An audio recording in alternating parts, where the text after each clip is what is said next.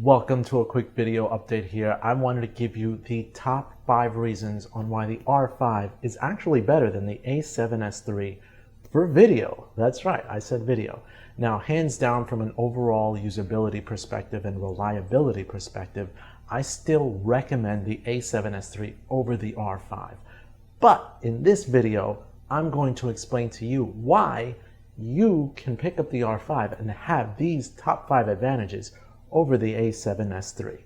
Now, if you're into camera videos, definitely consider subscribing. I talk about cameras specifically for video on my channel, so hit that notifications as well, hit subscribe, and let's get started with the first reason. Now, the very first reason has to do with, of course, the 8K video capability of the R5. Now, what that means, especially if you're outputting in 1080p for something like YouTube or other clients, you can get, like, say you got a 100mm lens. That 100mm lens can actually go up to 300mm if you record in 8K and then crop in your photo, or crop in your video, I mean. And let's say you have a 300mm lens, you can crop in up to 900mm or simulate that in your footage because you're recording in 8K then outputting in 1080p. So that's a great first advantage. Second advantage, higher quality 4K, up to 30p. Now, 4K HQ, we all know, is a great quality that actually downsamples from the 8K to record in 4K.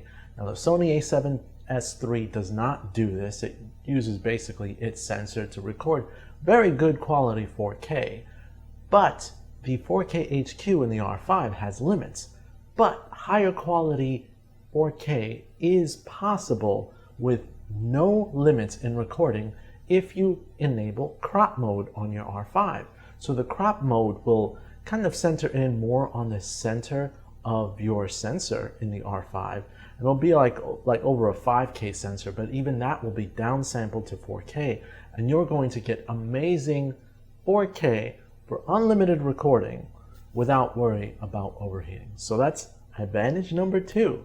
Number 3 is the menu system. Now, Sony improved their menu system on the A7S III, which enables you to actually go through the menus with a touch interface.